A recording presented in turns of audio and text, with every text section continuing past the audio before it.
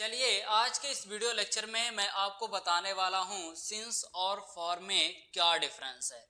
देखिए अक्सर जब हम कोई सेंटेंस बना रहे होते हैं या किसी से कन्वर्जेशन कर रहे होते हैं तो हमें अक्सर सिंस और फॉर को यूज करने की ज़रूरत पड़ती है। तो हमें कभी कभी क्या होता है, क्लैरिटी नहीं हो पाता है, क्लियर नहीं हो पाता है कि यहाँ पे हम सिंस का यूज करें कि यहाँ पे हम फॉर का यूज करें।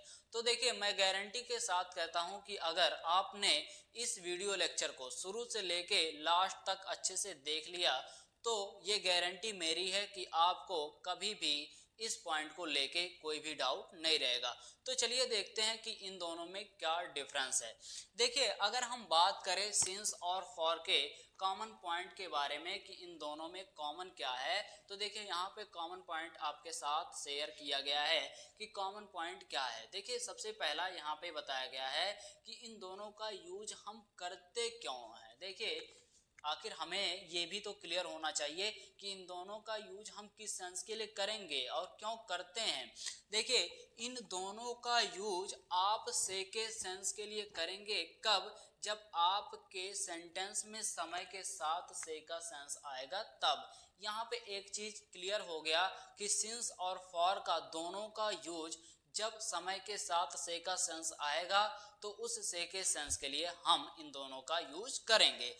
एक पॉइंट क्लियर। अब दूसरा पॉइंट क्या है, इन दोनों का यूज हम कहाँ पे करेंगे। इन दोनों का यूज हम परफेक्ट कॉन्टिन्यूअस टेंस में करेंगे। यानी आप ये कह सकते हैं कि जब आपका सेंटेंस परफेक्ट कॉन्टिन्यूअस टेंस का सेंटेंस होगा और उस सेंटेंस में समय के साथ से का सेंस आएगा तो वहां पे हम सिंस और फॉर का यूज करेंगे। तो ये था दोनों कॉमन पॉइंट इन दोनों के बारे में। अब चलिए देखते हैं कि डिफरेंस कहाँ पे आता है, क्या डिफरेंस होता है इन दोनों में।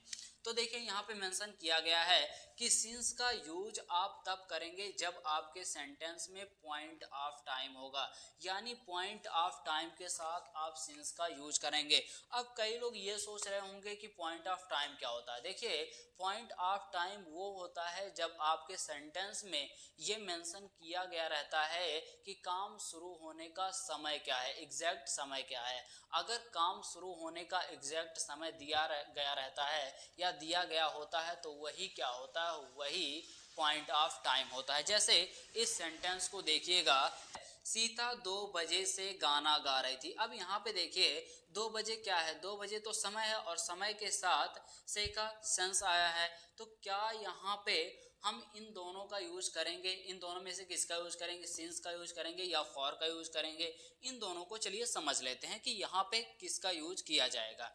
तो देखिए सबसे पहले इस कॉमन पॉइंट को देख लेते हैं कि ये दोनों कॉमन पॉइंट इस सेंटेंस में अप्लाई हो रहे हैं या नहीं हो रहे हैं। तो पहला क्या बताया गया कि समय के साथ से का सेंस होना चाहिए, ये तो यहाँ पे आया है। और दूसरा क्या कि वो सेंटेंस परफेक्ट कॉन्टिन्यूअस टेंस में होना चाहिए। तो ये देखिए ये सेंटेंस किस टेंस का है, ये sentence past perfect continuous tense का सेंटेंस है। ये सेंटेंस किसका है, पास्ट परफेक्ट कॉन्टिन्यूअस टेंस का सेंटेंस है। तो ये दोनों रूल यहाँ पे अप्लाई हो रहे हैं। ठीक है, अब देख लेते हैं कि ये क्या है, 2 बजे ये पॉइंट ऑफ टाइम है या ड्यूरेशन ऑफ टाइम है। तो देखिए यहाँ पे 2 बजे है, यानी सीता गाना कब से गा रही है, सीता के गाना गाने का स्टार्टिंग पॉइंट का है। तो देखिए सीता के गाना गाने का स्टार्टिंग पॉइंट 2 बजे से है, यानी वो 2 बजे स्टार्ट की है गाना गाना। तो यहाँ पे क्या है, पॉइंट ऑफ टाइम दिया गया है तो यहाँ पे सिंस का यूज करेंगे से के सेंस के लिए।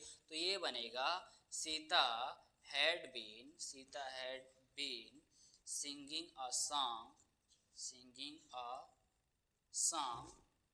Since 2 o'clock।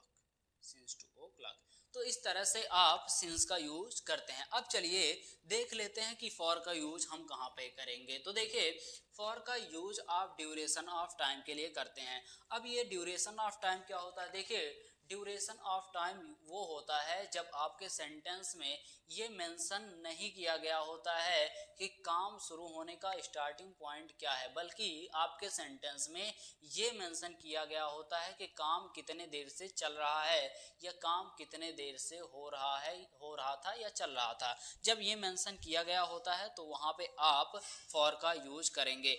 जैसे यहाँ पे देखिए एक सेंटेंस है, सीता 2 घंटे से गाना गा रही थी। यहाँ पे गा रही थी। तो देखिए यहाँ पे 2 घंटे से, अब घंटे के साथ यानी समय के साथ से का सेंस आया है, तो हम इस से के सेंस के लिए किसका यूज करेंगे, फॉर का या सिंस का, दोनों में से किसका यूज किया जाएगा।